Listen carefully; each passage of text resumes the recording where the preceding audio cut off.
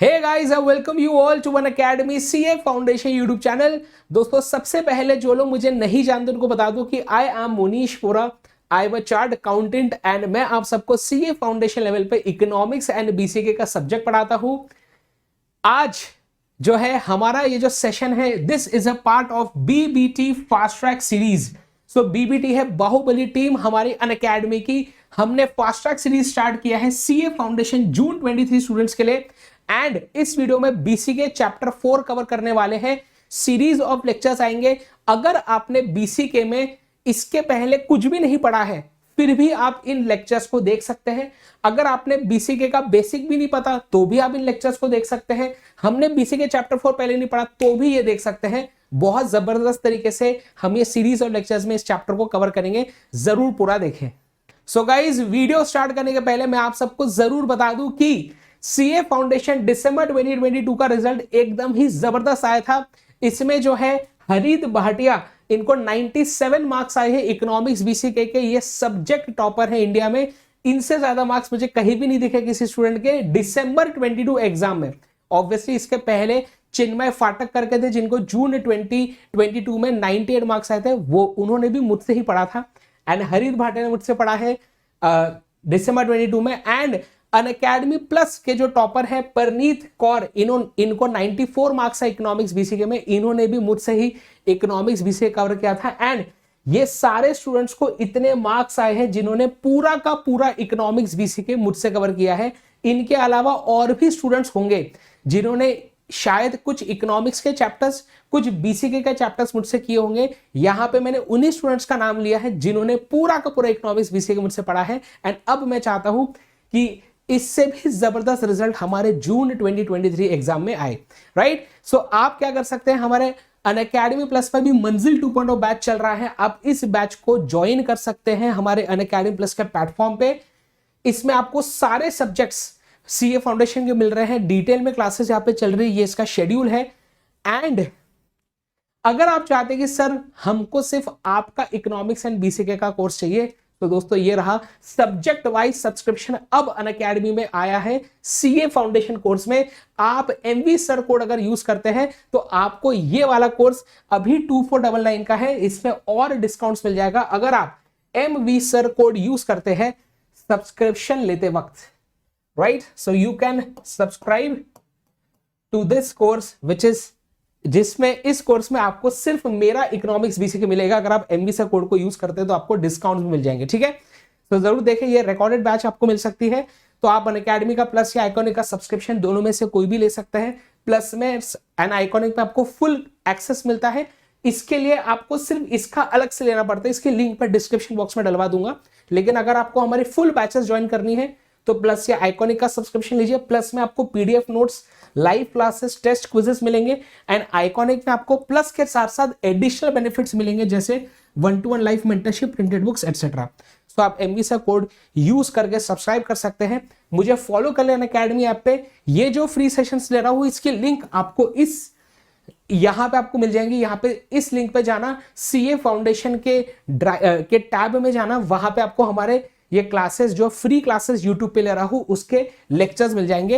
And आप एमवी सा कोड यूज कर सकते हैं फॉर एनी सब्सक्रिप्शंस। चलिए यार, क्लास को स्टार्ट करते हैं। BCK chapter 4, yes, government policies for business growth, ठीक है। चलिए बात करेंगे। तो सबसे पहले जो है इस चैप्टर को हमने 4 हिस्सों में बांटा है। हमने मतलब इंस्टीट्यूट ने ये आपको चार्ट दिया है। आइए देखते हैं एक एक करके। पहला हम देखने वाले हैं कि गवर्नमेंट पॉलिसीज का हिस्टोरिकल स्केच।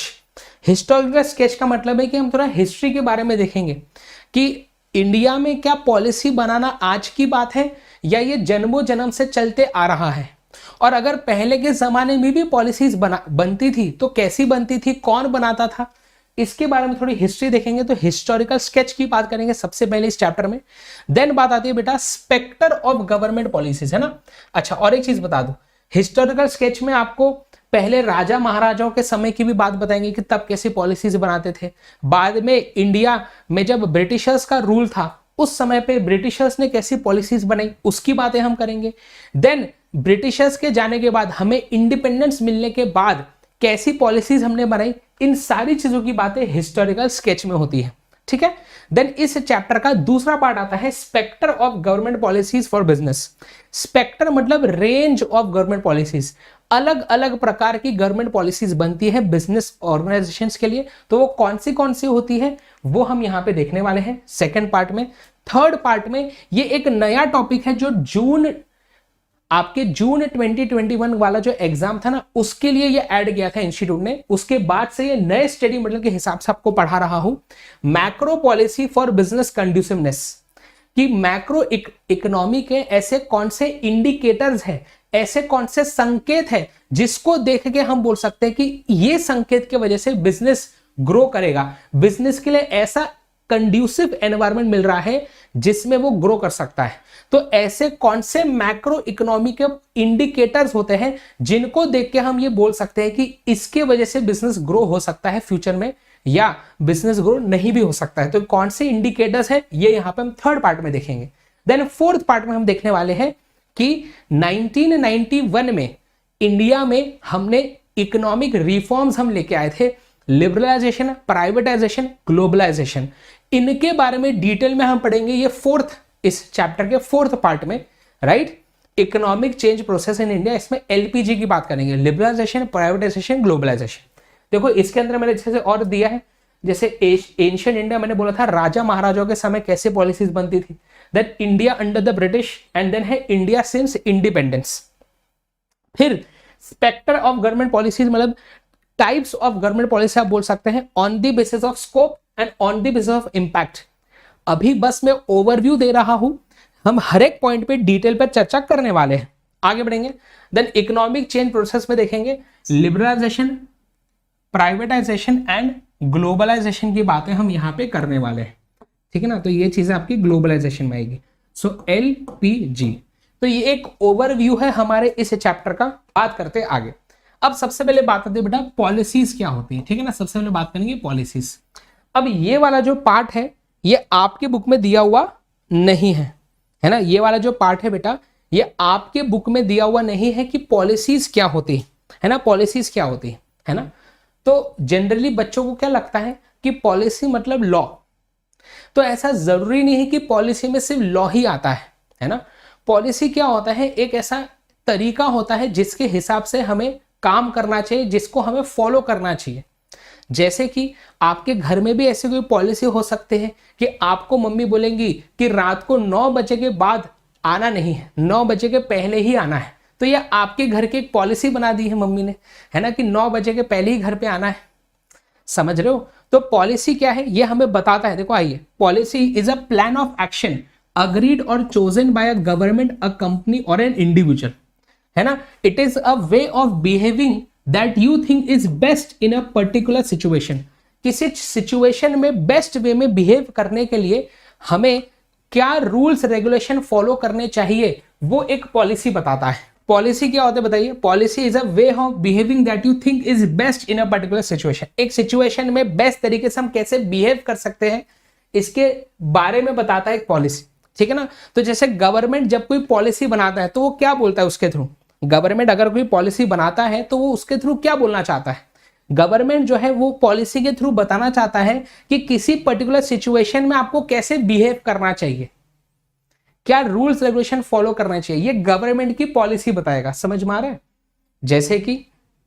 जैसे कि गवर्नमेंट ने पॉलिसी बनाई थी बेटा आत्मनिर्भर भारत, कि बोले आप इंडिया में मेक इन इंडिया वाली चीजें ज्यादा बनाएं, है ना। इंडिया में ज्यादा से ज्यादा चीजों का प्रोडक्शन होना चाहिए, ताकि इंडिया में जब प्रोडक्शन बढ़ेगा तो इंडिया की ही कंपनीज और ग्रो कर पाएंगी। लोगों को भी बोला था कि जो इंडिया में जो चीजें बने उसको ज्यादातर खरीदा करिए।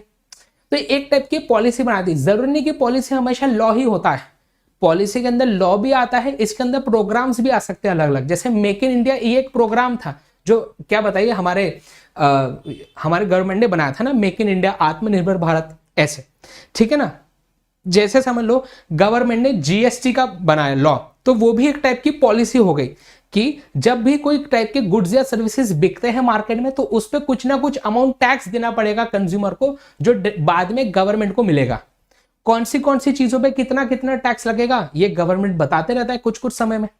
समझ में आ रहा है। तो यहाँ पे पढ़िए क्या लिखा है, बोलते हैं गवर्नमेंट पॉलिसी, प्लीज ध्यान देंगे, it is a set of ideas और plans that is used as a basis for making decisions for a country, है ना। तो हम इन पब्लिक पॉलिसीज के हिसाब से क्या करते हैं बताइए, डिसीजंस लेते हैं। जनरली जब भी गवर्नमेंट कोई पॉलिसी बनाता है तो ये सबके हित के बारे में सोच के बनाता है, ऐसी पॉलिसी बनाता है जिससे सबको क्या बताइए, कुछ ना कुछ फायदा हो। समझ में आ रहा है क्या बोल रहा हूं?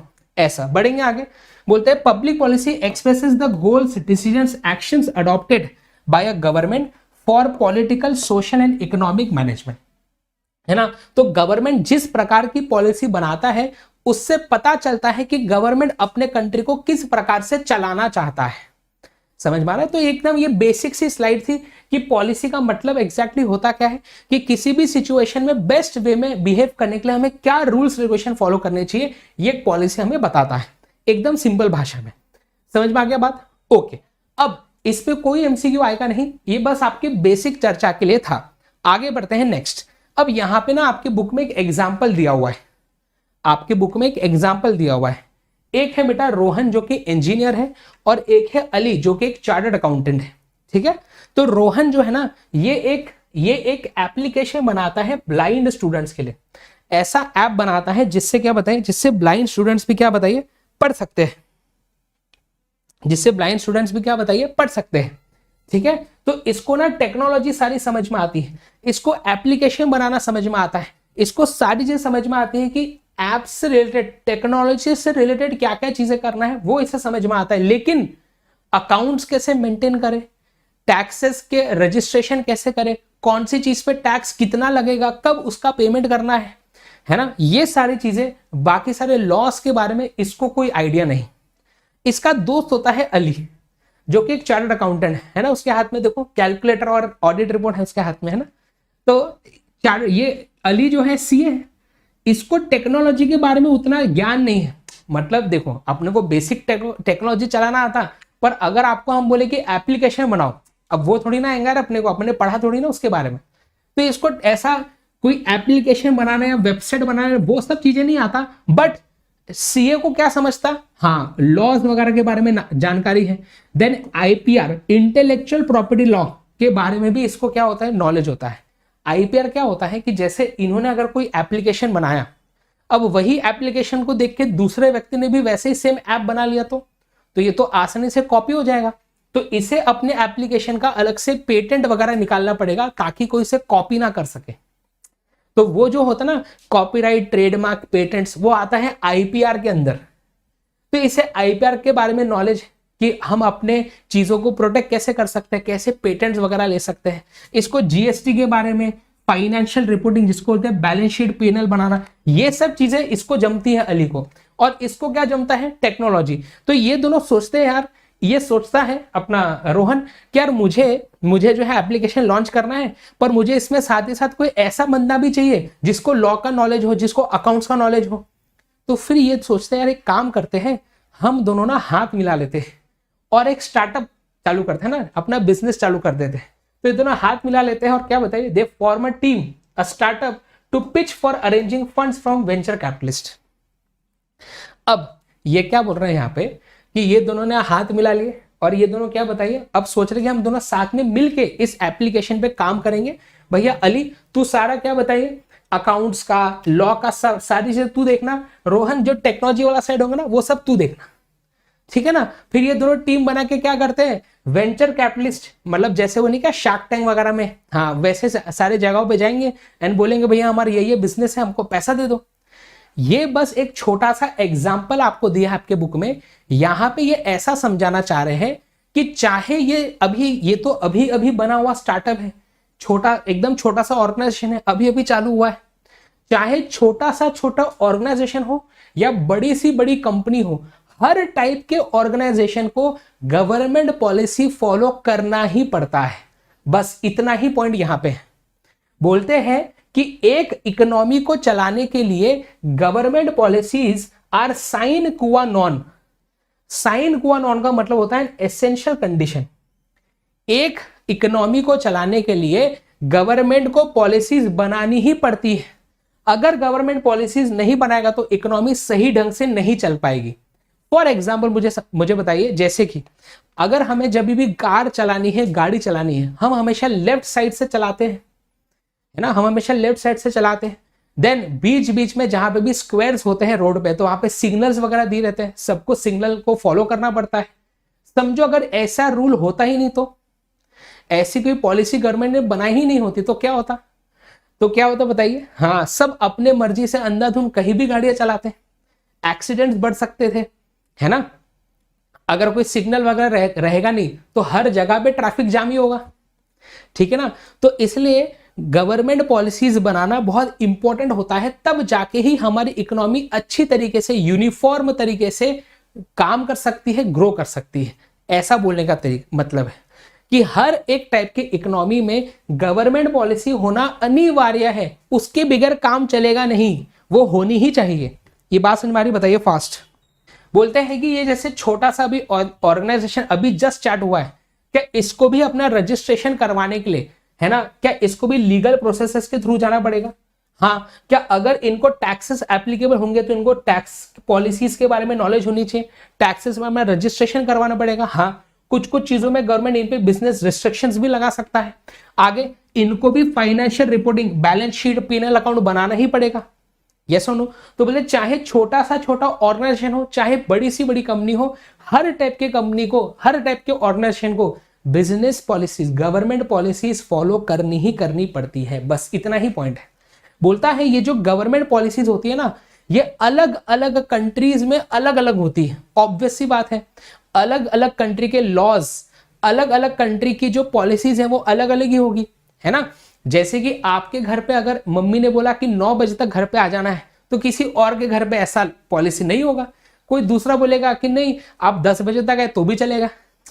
तो सबके अपने अपने घर में इंडिविजुअल पॉलिसीज अलग होती है, इंटरनल पॉलिसीज। वैसे ही बोल रहा है कंट्री टू कंट्री भी पॉलिसीज वेरी करती है। जैसे इंडिया में अगर किसी चीज पे जीएसटी 15% लगता है या 28% लगता है, तो दूसरे कंट्री में भी 28% ही लगना चाहिए। जरूरी है क्या? नहीं, वो तो अलग अलग होंगी ना, अलग अलग जगह पे। इसके लिए इन्होंने एक एग्जाम्पल दिया है। इसके लिए इन्होंने बोला है यहाँ पे कि जैसे बांग्लादेश एक कंट्री है, यहां पे सेकेंड हैंड कार्स इंपोर्ट करना अलाउड है। अच्छा, साथ ही साथ ऐसा भी चलता है बांग्लादेश में कि अगर कोई कार इंडिया के बांग्लादेश के बाहर बनी हो, तो अब एज इट इज उसको इंपोर्ट कर सकते। कहां पे? बांग्लादेश में। उनको कोई मना ही नहीं है। तो बोलते हैं second hand Toyota cars are sold in numbers through Toyota approved dealers in Dhaka. Dhaka क्या है? एक जगह है बांग्लादेश में। वापस से बता रहा हूं, सुनिए। बांग्लादेश एक कंट्री है, ओके, इतना तो पता है ना आपको कि बांग्लादेश एक कंट्री है। वैसा बोलना वो भी नहीं पता। बांग्लादेश एक कंट्री है, यहां पे सेकेंड हैंड कार्स इंपोर्ट करना। इंपोर्ट मतलब क्या? दूसरे कंट्री में जो सेकेंड हैंड कार होंगी ना, वो आसानी से इंपोर्ट कर सकते हो, आसानी से ला सकते हो बांग्लादेश में, और बांग्लादेश में लाके उसको बेच सकते हो। बांग्लादेश वालों को उसमें कोई प्रॉब्लम नहीं है। तो यहां पे वो इन चीजों को अलाउ करते हैं। तो टोयोटा वाले क्या करते हैं? टोयोटा वाले दन जो भी सेकेंड हैंड कार्स होती है फॉरेन वगैरह की, वो बांग्लादेश में आके जरूर उसे बेचते हैं, क्योंकि बांग्लादेश गवर्नमेंट को कोई प्रॉब्लम है नहीं। लेकिन इंडिया में ऐसा नहीं चलता है। इंडिया में ऐसा रूल है कि अगर कोई फॉरेन कंट्री का कार मैन्युफैक्चरर, अगर कोई फॉरेन कंट्री का कार मैन्युफैक्चरर इंडिया में, फॉरेन कंट्री का कार मैन्युफैक्चरर इंडिया में अपनी कार बेचना चाहता है, तो उसके पास दो रास्ते हैं। उसे क्या करना पड़ेगा? फॉरेन के कार कंपनी को अगर इंडिया में अपनी कार बेचनी है, तो सबसे पहले या तो उसे इंडिया में अपना एक होली ओन्ड सब्सिडियरी ओपन करना पड़ेगा। मतलब कि जैसे फॉर एग्जाम्पल प्लीज ध्यान देंगे, जैसे कि Hyundai, तो Hyundai जो है कंपनी, Hyundai आप सबने सुना होगा, Hyundai कंपनी, इसकी क्रेटा, वेन्यू, ये सब कार्स आती है Hyundai कंपनी की। तो Hyundai कंपनी को, वैसे ये इंडिया की कंपनी है नहीं, इसको अगर इंडिया में अपनी कार बेचनी है तो क्या करना पड़ेगा? इसको इंडिया में एक होली ओन्ड सब्सिडियरी, इंडिया में एक ऐसी कंपनी बनानी पड़ेगी जिसमें 100% शेयर्स इसके ओनर के हो, इस कंपनी के हो। ऐसा होली ओन्ड सब्सिडियरी इंडिया में बनानी पड़ेगी, और फिर उस कंपनी के थ्रू ये अपनी कार बेच सकता है। तो इंडिया में अगर फॉरेन कार मैन्युफैक्चरर को इंडिया में कार बेचनी है तो दो रास्ते हैं। पहला रास्ता क्या है? या तो तुम इंडिया में अपनी होली ओन सब्सिडरी चालू कर लो और उसके थ्रू फिर कार बेचो, है ना। तो Hyundai ने ऐसा किया है। इंडिया में उन्होंने एक कंपनी बनाई है Hyundai इंडिया लिमिटेड, जो कि ओरिजिनल Hyundai कंपनी की 100% होली ओन सब्सिडरी है। मतलब कि जो ओरिजिनल Hyundai कंपनी है ना, उसके 100% शेयर ओनरशिप होंगी इस कंपनी में, समझा। और फिर Hyundai इंडिया लिमिटेड के बहुत सारे ब्रांचेस हैं, डीलर्स हैं इंडिया में, जिसके थ्रू वो अपनी कार को बेचते हैं। समझ में आ रहा है? ये पहला तरीका है। दूसरा तरीका ये है कि अगर कोई फॉरेन कार मैन्युफैक्चरर इंडिया में अपनी कार बेचना चाहता है, तो दूसरा तरीका उसके पास ऐसा है कि इंडिया की कोई कंपनी के साथ, इंडिया की कोई एग्जिस्टिंग कंपनी के साथ वो फॉरेन कार कंपनी वाला जॉइंट वेंचर करके काम कर सकता है।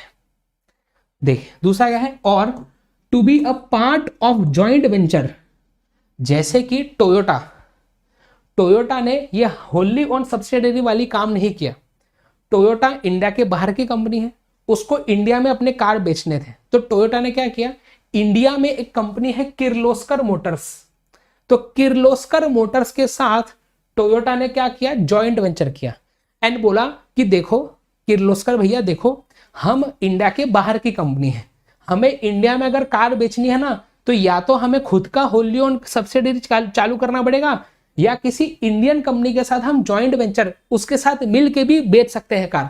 तो किर्लोस्कर भैया एक काम करते हैं, मैं आपके साथ जुड़ जाता हूं और हम दोनों मिलके फिर कार बेचेंगे इंडिया में। तो इन्होंने वो वाला रास्ता चुना, समझा बात। तो Toyota manufactures cars in India as a joint venture with Kirloskar Motors. जैसे सुजुकी, उसने भी यही वाला रास्ता अपना है, जॉइंट वेंचर वाला। सुजुकी ने इंडिया की कंपनी मारुति के साथ जॉइंट वेंचर किया और अब दोनों साथ में मिलके इंडिया में कार मैन्युफैक्चर करते हैं और इंडिया में कार बेचते हैं।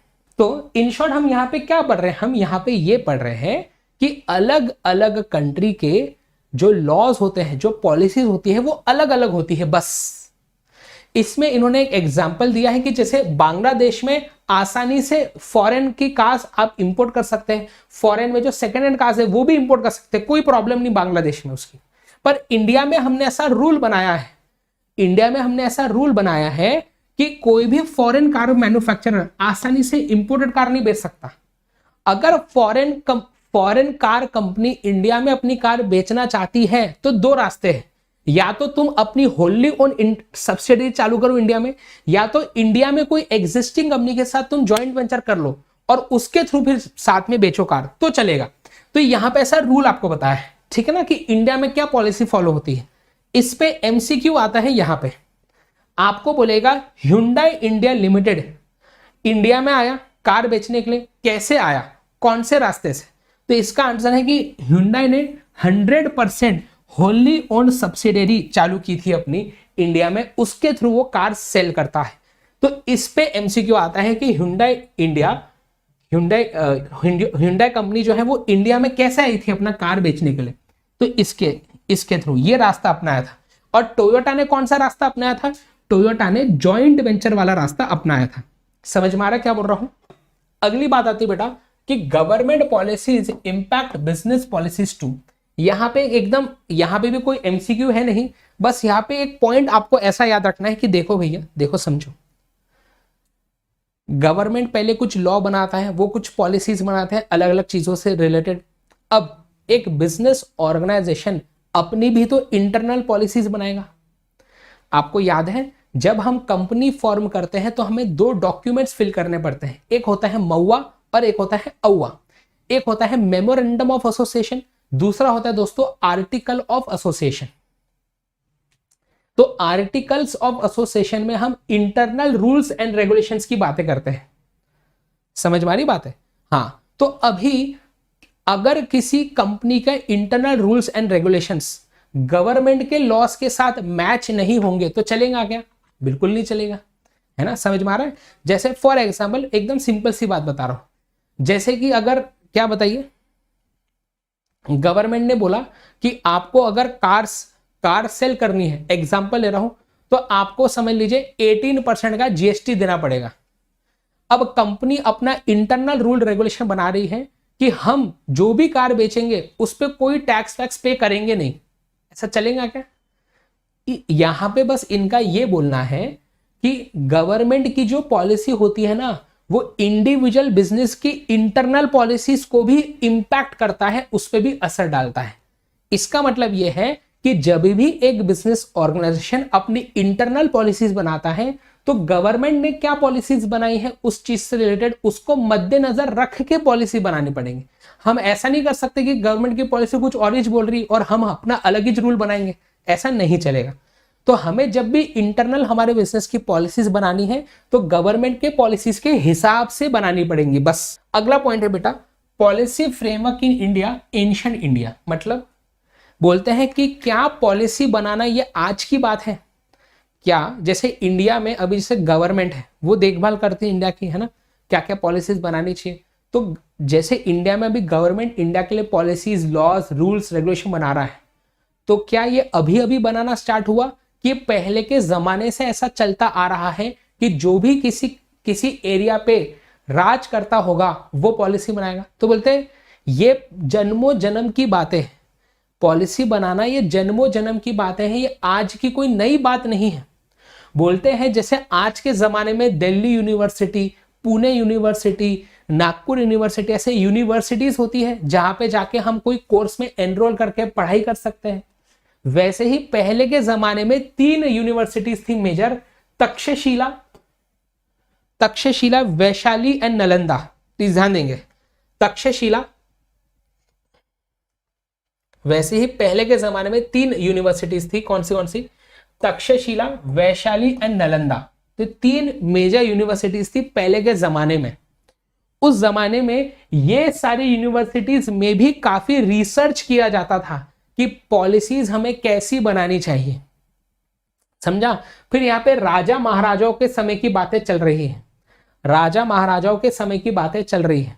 बोलते हैं during the time of emperor Chandragupta Maurya, तो बोलते हैं जब चंद्रगुप्त मौर्य का राज था इंडिया में, है ना, तो उस समय पे क्या बताइए, चाणक्य जो थे, है ना, चाणक्य जो इनके गुरु भी थे, चंद्रगुप्त मौर्य के गुरु थे चाणक्य, इन्होंने इनको बताया था कि कैसी पॉलिसीज आपको बनानी चाहिए अपने राज्य को चलाने के लिए। तो चाणक्य ने एक बुक लिखी थी बेटा जिसका नाम है अर्थशास्त्र। जिसका नाम क्या है? अर्थशास्त्र। इकोनॉमिक्स को हिंदी में अर्थशास्त्र ही बोलते हैं। सो चाणक्य ने एक बुक लिखी थी अर्थशास्त्र, जिसके अंदर उन्होंने बताया था कि कैसे आपको अपने कंट्री को चलाने के लिए, अपने राज्य को चलाने के लिए कैसी पब्लिक पॉलिसीज आपको बनानी चाहिए। ये एमसीक्यू आ सकता है कि चाणक्य ने कौन सी बुक लिखी थी फॉर पब्लिक पॉलिसी, बताएंगे? अर्थशास्त्र, एमसीक्यू आ सकता है, ठीक है ना। बड़े आगे नेक्स्ट, अगली बात क्या है बेटा, देखो नेक्स्ट है during the time of Ashoka, है ना। तो आपने, ये कौन है? ये है अशोका। आपने एक मूवी देखी होंगी, शाहरुख खान की मूवी आई थी बेटा इसके ऊपर। किसकी? शाहरुख खान की। तो शाहरुख खान की मूवी आई थी जिसका नाम भी अशोका ही था मूवी का, ठीक है ना। हाँ, उसमें शाहरुख खान और करीना कपूर थी, ठीक है। तो उसमें एक गाना था ना, वो सन सन, वो वाला गाना जो है ना, वो इस मूवी का है, ठीक है ना, अशोका। तो उसमें बताया गया था ना, अशोका के बारे में ही थी वो मूवी।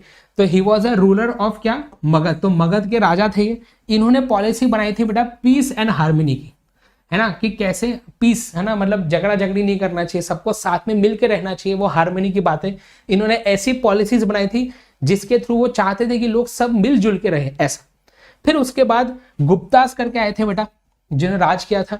तो गुप्तास आए थे, उन्होंने बनाई थी टैक्सेस, ट्रेड, वॉरफेयर के ऊपर इन्होंने बनाई थी पॉलिसीज अलग अलग, है ना। तो देखो ये देखो इस पॉइंट पे आ सकते हैं एमसीक्यू कि चाणक्य ने कौन सी बुक लिखी थी, है ना। देन ऐसा बोल सकते कि मगध के कौन से राजा थे जिन्होंने पीस एंड हार्मनी के ऊपर बनाई थी पॉलिसी। इस पे आ सकता है आपको एमसीक्यू, इस पे आपको एमसीक्यू आ सकता है, ठीक है ना। आगे नेक्स्ट, फिर अलाउद्दीन खिलजी, है ना, ये तो आपने मूवी देखी होंगी यार, है। चलो अब ध्यान दीजिए, अब यहाँ पे आ जाएंगे, बोलेंगे इन दिल्ली सल्तनत अलाउद्दीन खिलजी जो है ये लेके आए थे स्ट्रिंजेंट टैक्स रिफॉर्म्स लेके आए थे, है ना। तो ये बहुत ही क्रूअल थे, कौन? खिलजी। तो इन्होंने बहुत ज्यादा, है ना, टैक्स वैक्स में बहुत चेंजेस किए थे, बहुत ज्यादा टैक्स लगाते थे लोगों पे, हर चीज में, है ना, अपनी ही लैंड को यूज करने के लिए लोगों से टैक्स वसूलते थे वो। फिर इसके बाद एमसीक्यू जो जून 22 एग्जाम में आया था कि अकबर के राज में अकबर के राज में आए थे बेटा लैंड रिफॉर्म्स, किसके लीडरशिप के अंडर, है ना। तो आपने सुना होगा कि अकबर जो थे, अकबर है ना, अकबर जो थे, जो राजा थे अकबर, इसके ऊपर मूवी भी आई थी बेटा, जोधा अकबर मूवी भी आई थी, है ना। तो अकबर जो राजा थे उन्होंने लैंड रिफॉर्म्स लेके आए थे। तो उससे पहले मतलब अकबर से पहले उनका जो राज्य था वो लोगों से अपना ही लैंड यूज करने के क्या बताइए बहुत ज्यादा पैसे टैक्सेस वगैरह चार्ज करते थे। तो ये अकबर को पसंद नहीं था, तो उन्होंने उसमें लैंड रिफॉर्म्स लेके आए थे, किसके लीडरशिप के अंडर, टोडरमल के। तो अकबर के नवरत्न थे, जिसमें से एक नवरत्न था, कौन बताओ, एक रत्न था टोडरमल। ये एमसीक्यू आया था, ये एमसीक्यू आया था जून 22 एग्जाम्स में, कि अकबर ने लैंड रिफॉर्म्स लेके आए थे किसके लीडरशिप के अंडर, क्या बोलोगे, टोडरमल के लीडरशिप के अंदर। वेरी वेरी गुड, आगे बढ़ेंगे। तो बोलते हैं in all forms of governance, मतलब चाहे कोई भी टाइप का, ये सब अलग अलग टाइप के, जैसे ओलिगार्की, मोनार्की, अरिस्टोक्रेसी, टायरानी, ये सब कौन होते हैं, ये ऐसी टाइप की कंट्रीज होती हैं जहां पे क्या, जैसे एक सिंगल व्यक्ति जो क्या बताइए सारे डिसीजंस ले रहा है ना, और फिर उसके ही फैमिली वाले उसको कंटिन्यू करेंगे, ऐसा, है ना। तो ये वो सब चीजें। देन बोलते हैं डेमोक्रेसी, डेमोक्रेसी मतलब क्या, जैसे इंडिया एक डेमोक्रेसी है, यहाँ पे हम हमारे लीडर को चुन सकते हैं, हम खुद वोट देने जाते हैं सब लोग, और हम सब मिलके चुनते हैं हमारे लीडर कौन होना चाहिए, वो डेमोक्रेसी होता है। बोलते हैं चाहे किसी भी तरह की गवर्नेंस हो, चाहे किसी भी तरह की इकोनॉमी हो, किसी भी तरह का क्या बताए कंट्री हो, हर जगह पे पब्लिक पॉलिसीज तो बनती ही है और पब्लिक पॉलिसीज बनाना ही चाहिए, बस। तो इतना ही इसमें है, जो मैंने आपको पार्ट बताया एमसीक्यू आ सकता है, उतना बस इसमें मार्क करके रखें, ठीक है।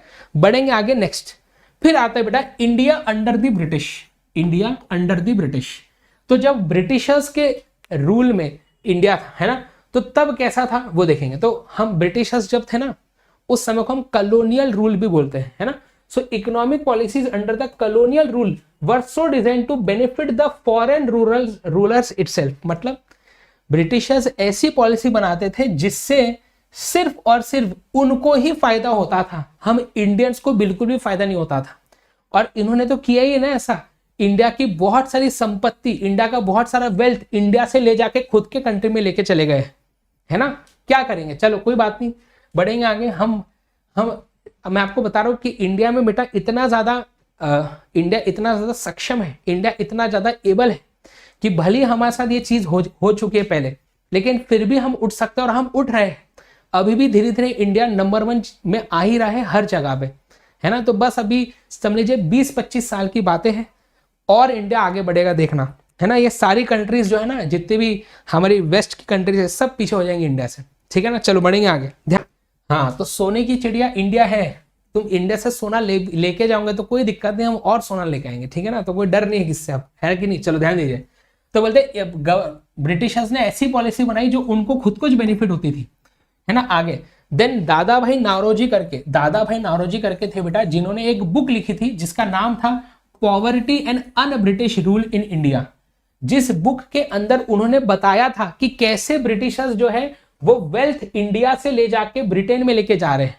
ये एमसीक्यू आ सकता है कि दादा भाई नारोजी ने कौन सी बुक लिखी थी, poverty and un British rule in India, जो कि यहां पे मैंने उसका एक इमेज भी आपके लिए लेके आया हूं। अरे यार, जो आपके लिए मैं यहाँ पे इमेज भी लेके आया हूं, ठीक है ना, कोई दिक्कत नहीं। चलिए बढ़ेंगे आगे, नेक्स्ट। बोलते हैं ये जो है ना ब्रिटिशर्स, वो जमींदारी सिस्टम लेके आए थे। उन्होंने क्या किया था ना कि अलग अलग क्या बताइए, मतलब इंडिया के लैंड को अलग अलग उसमें हिस्सों में बांट दिया था, और हर हिस्से का एक जमींदार रख दिया था।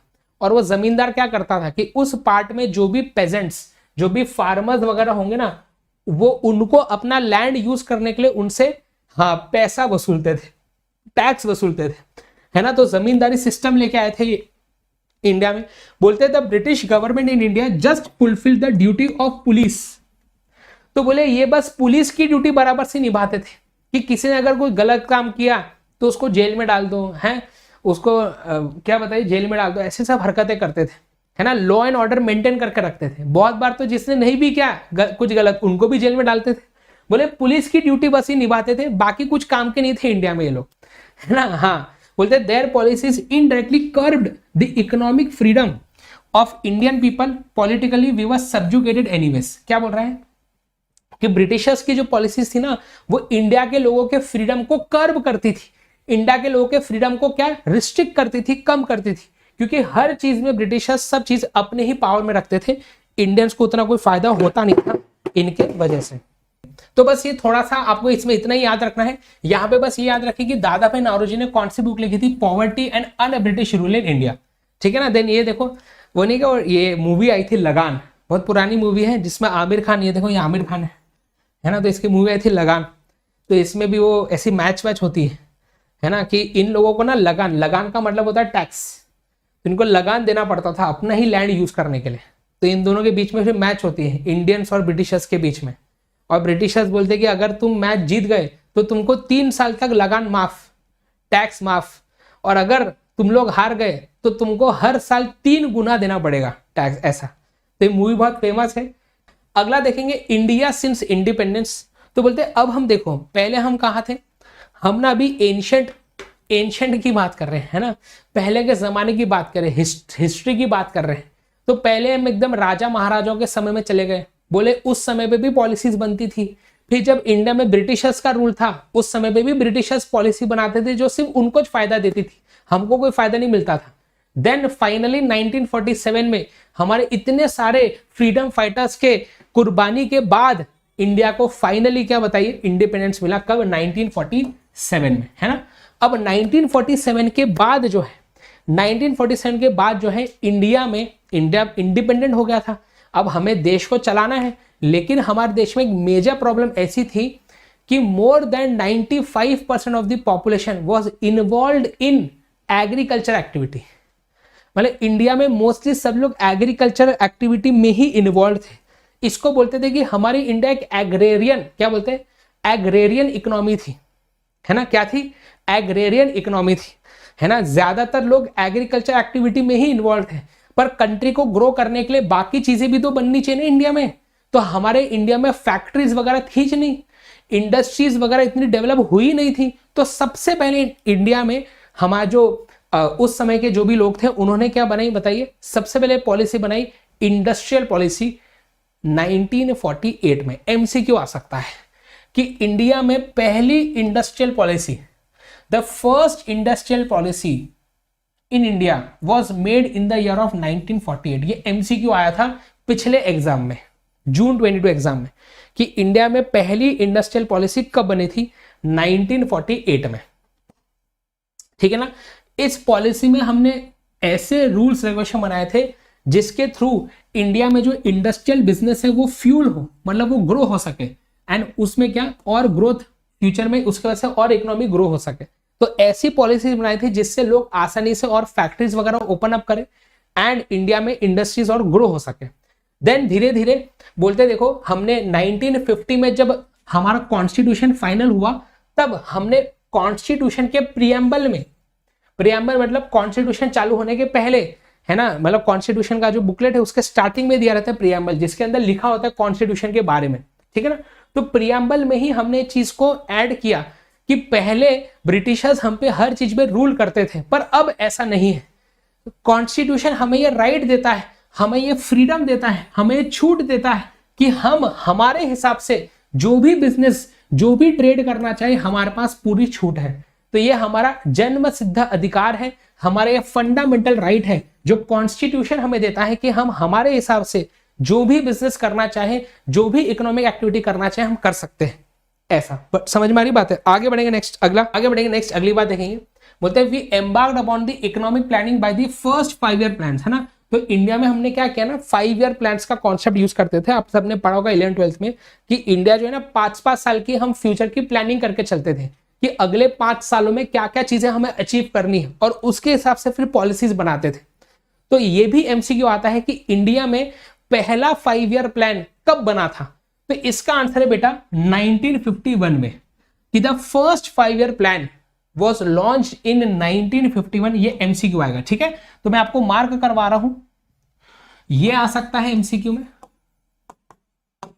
राइट, ये आ सकता है एमसीक्यू में, जो पिछले एग्जाम में ऑलरेडी आ चुका है, वैसे भी जो पिछले एग्जाम में ऑलरेडी आ चुका है, ठीक है ना। बड़े आगे हमें ध्यान देंगे ओके आ जाओ प्लीज आगे। नेक्स्ट तो बोलते हैं we embarked upon economic planning, the first 5 year plan was launched in 1951, the industrial policy resolution 1956। Then हमने 1956 में इंडस्ट्रियल पॉलिसी रेजोल्यूशन बनाया विच was to usher an era of direct ownership of government in business through departmental undertakings, statutory corporations, government companies in the sectors private investment was either not able or willing। अब क्या हुआ कि हमने industrial policy तो बना दी, हमने लोगों को राइट भी दे दिया कॉन्स्टिट्यूशन में कि जिसको जो बिजनेस करना है करो, जिसको जो टाइप की इकोनॉमिक एक्टिविटी करनी है करो, कोई मना नहीं करेगा। लेकिन इंडिया में क्या हो रहा था कि मेजॉरिटी पॉपुलेशन को एग्रीकल्चर एक्टिविटी ही आती थी। तो गवर्नमेंट जब बोल रहा है कि फैक्ट्री चालू करो, बिजनेस चालू करो, तो कोई करने को तैयार ही नहीं है। ज्यादातर लोग जो है एग्रीकल्चर एक्टिविटी में इन्वॉल्व है। तो फिर 1956 में गवर्नमेंट ने बनाया इंडस्ट्रियल पॉलिसी रेजोल्यूशन।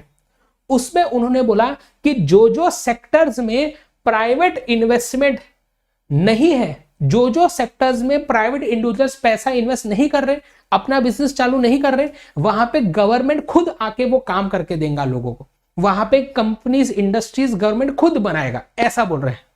ठीक है ना। आगे बोलते हैं कि जब हम 1947 में हमें इंडिपेंडेंस मिला, अब हमें सोचना था कि इकोनॉमी कैसे चलाएं, है ना। हमने वेस्ट में देखा तो हम यूएसए, यूके वगैरह capitalistic form of economy use करते थे। देन चाइना वगैरह में सोशलिज्म थोड़ा सा ज्यादा था। तो हमने सोचा कैपिटलिज्म लेके आए कि सोशलिज्म लेके आए। हमने सोचा यार दोनों में ही कुछ अच्छाइयां है, दोनों में ही कुछ बुराइयां है। एक काम करते हैं, खिचड़ी बनाते हैं, एक काम करते हैं, खिचड़ी बनाते हैं। मतलब क्या बताइए, खिचड़ी बनाते मतलब हाँ, कैपिटलिज्म के जो अच्छी बातें हैं, सोशलिज्म की जो अच्छी बातें वो लेके आ जाते हैं और मिक्स्ड इकोनॉमी बना लेते हैं। तो इंडिया देखो क्या लिखा है, रादर देन चूजिंग कैपिटलिस्टिक और socialistic economy we deliberately choose the mixed economic system dominated by public sector. तो इनिशियली बोलते हैं कि हमने सोचा कि चलो मिक्स्ड इकोनॉमिक सिस्टम को चुनते हैं, हम हमारे कंट्री को मिक्स्ड इकोनॉमी की तरह चलाएंगे, है ना। सिर्फ कैपिटलिज्म वाली चीजें, सिर्फ सोशलिज्म वाली नहीं करेंगे, दोनों का मिक्सचर। कुछ अच्छी चीजें कैपिटलिज्म वाली रखेंगे, जैसे इंडिया में सबको फ्रीडम है, जो बिजनेस करना है करो, प्रॉफिट कमाने करना है करो, कोई दिक्कत नहीं। कुछ सेक्टर्स में गवर्नमेंट ही बिजनेस करता है, जो सोशलिज्म वाला फीचर है थोड़ा बहुत। ये हमने इकोनॉमिक्स चैप्टर 1 में आपको पढ़ाया था, करेक्ट। ओके, तो एमसीक्यू क्या आएगा कि इंडिया ने किस टाइप की इकोनॉमी चुनी इंडिपेंडेंस मिलने के बाद। तो बोले हमने मिक्स्ड इकोनॉमी चुनी, बस विद डोमिनेंट पब्लिक सेक्टर। मतलब चूंकि इनिशियली प्राइवेट इंडिविजुअल्स अलग अलग टाइप के बिजनेस में पैसा लगाने को रेडी नहीं थे, इसलिए जो है हमने मिक्स्ड इकोनॉमी चुनी with dominance of public sector. मतलब कि गवर्नमेंट ने ज्यादातर कंपनीज पे कंट्रोल खुद के पास रखा था, ज्यादातर सेक्टर्स में कंट्रोल खुद के पास रखा था, क्योंकि प्राइवेट इंडिविजुअल्स वैसे भी इन्वेस्ट करने को उस समय रेडी नहीं थे, इसीलिए। समझ में आ रहा है। हाँ, देन हम बहुत सारे लाइसेंसेस वगैरह लेके आ गए थे कि जिस इंडस्ट्रीज में प्राइवेट सेक्टर आना चाहता है तो उसको पहले गवर्नमेंट से लाइसेंस लेना पड़ेगा, तो ही उसको अलाउ करेंगे, है ना। आगे देन बहुत सारे इंडस्ट्रियल एंड लेबर लॉज वगैरह हम लेके आए थे ताकि लेबरर्स के ऊपर एक्सप्लॉयटेशन ना हो, है ना, ऐसा। आगे नेक्स्ट, बस थोड़ा ये टेंशन नहीं लेना है। देन 1991 में फाइनली क्या हुआ, बोलते हैं कि 1990 के आसपास इंडिया की ऐसी हालत हो चुकी थी कि हमारे पास सिर्फ एक फोर्टनाइट जितने, मतलब 2 हफ्ते या 15 दिन जितना ही फॉरेन एक्सचेंज रिजर्व हमारे पास पड़ा हुआ था। फॉरेन एक्सचेंज रिजर्व कम होने से प्रॉब्लम क्या होती है, बोलते हैं कि उस समय पे हम बहुत सारी ऐसी चीजें थी जो इंपोर्ट करते थे दूसरे कंट्रीज से, जैसे कि खाना तक हम इंपोर्ट करते थे। इंडिया में जो खाना बनता था वो इंडियंस के लिए सफिशिएंट नहीं था, वो भी हमें बाहर से मंगवाना पड़ता था। ऐसी बहुत सारी चीजें थी जो हम बाहर से ही इंपोर्ट करते थे उस 1990 के समय। और अब जितना पैसा हमारे पास बचा था, बोलते बाहर से हम जब कोई चीज खरीदते हैं तो इंडिया के रुपीस में पेमेंट नहीं कर सकते, फॉरेन एक्सचेंज चाहिए, फॉरेन करेंसी चाहिए पेमेंट करने के लिए। जैसे यूएसए से कुछ खरीदा तो यूएसए वाले को डॉलर होना उसके बदले, इंडियन रुपी नहीं चलेगा। तो फॉरेन एक्सचेंज रिजर्व जिससे हम इंपोर्ट करके चीजें ला सकते थे, वही अब बस 15 दिन जितने बचे थे। अगर अब कुछ नहीं किया तो इंडिया में बहुत ज्यादा बड़ा फाइनेंशियल क्राइसिस आ सकता था, ऑलरेडी आ ही चुका था और वो प्रॉब्लम आ सकती थी। 15 दिन में खाने के वांदे हो सकते थे। तो तब हमारे कंट्री में श्री मनमोहन सिंह जी ने वो लेके आए, मतलब उनका एक मेजर पार्ट था इसमें इकोनॉमिक रिफॉर्म लाने में। तो उन्होंने बोला कि जो इकोनॉमिक पॉलिसीज तुमने पहले बना के रखी है उससे काम नहीं चलेगा, जो पॉलिसी पहले बना के रखी है उसे रिफॉर्म वापस से बनाना पड़ेगा, उसमें चेंजेस करने पड़ेंगे। तो 1991 में वो इकोनॉमिक रिफॉर्म्स लेके आए, LPG, लिबरलाइजेशन, प्राइवेटाइजेशन, ग्लोबलाइजेशन, जो इस चैप्टर का आखिरी पार्ट है। बस इतना ही इसमें काम का है। तो याद रखेंगे पहली इंडस्ट्रियल पॉलिसी कब आई? 1948 में। पहला 5 ईयर प्लान कब आया? 1951 में। हमने कौन से टाइप की इकोनॉमिक सिस्टम को चुना? मिक्स्ड इकोनॉमिक सिस्टम को चुना। एंड 1991 में क्या लेके आए? इकोनॉमिक रिफॉर्म्स, जिसे हम क्या बोलते हैं? Liberalisation, privatisation, globalisation. डन होगी बात? चलो तो यहां पे हम क्या करते हैं, आज के सेशन को खत्म करते हैं। इस टेबल से हम चर्चा कब करेंगे? कल हमारी चर्चा को कंटिन्यू करेंगे। आई होप आपको इस चैप्टर का थोड़ा सा आज एक बेसिक क्लियर हुआ होगा, समझ लीजिए। और 3-4 सेशंस में हमारे चैप्टर खत्म हो जाएगा, ठीक है। सो गाइज आई होप कि आपको हमारे आज के इस वीडियो में आया होगा मजा। यार मैं चाहता हूं कि अब आपका इमेज और आपका नाम आए इस हमारे CA फाउंडेशन जून 2023 के रिजल्ट में। जैसे कि इस बार परनीत ने, हरित ने इतने ज्यादा मार्क्स स्कोर किए हैं, 44 स्टूडेंट्स ने 90+ मार्क स्कोर किए हैं। मैं चाहता हूं अब आपका नाम भी इसमें आना चाहिए। एंड आप दोस्तों हमारा मंजिल 2.0 बैच ज्वाइन कर सकते हैं अकेडमी प्लस पे, या तो आप मेरा ये इंडिविजुअल कोर्स ले सकते हैं। इनकी लिंक्स मैंने वीडियो के डिस्क्रिप्शन बॉक्स में दी है। आप MB सब कोड यूज कर सकते हैं सब्सक्रिप्शन लेते वक्त, राइट। प्लस या आइकॉनिक का कोई भी सब्सक्रिप्शन ले, मैंने आपको इसके डिफरेंसेस आपको मैंने बता दिए थे। आप जो है मुझे फॉलो कर लेना अनअकैडमी ऐप पे। जितने भी ये मैं फ्री सेशंस ले रहा हूँ उसकी लिंक मैं डलवा दूंगा यहाँ पे bit.ly/mbsunacademy। एंड अनअकैडमी में कोई भी सब्सक्रिप्शन में अगर आपको डिस्काउंट चाहिए तो आप MB सब कोड यूज कर सकते हैं। So thank you so much. जरूर लाइक करें, शेयर करें, सब्सक्राइब करें चैनल को, कमेंट करके बताना कि आपको मुझसे बढ़ के कैसा लगता है। अपना ख्याल रखिए, अपने पेरेंट्स का ख्याल रखिए, क्योंकि हम हमारे पेरेंट्स के बिना कुछ भी नहीं है। Thank you so much guys, bye bye. मिलते हैं ऐसे ही अगले वीडियो में।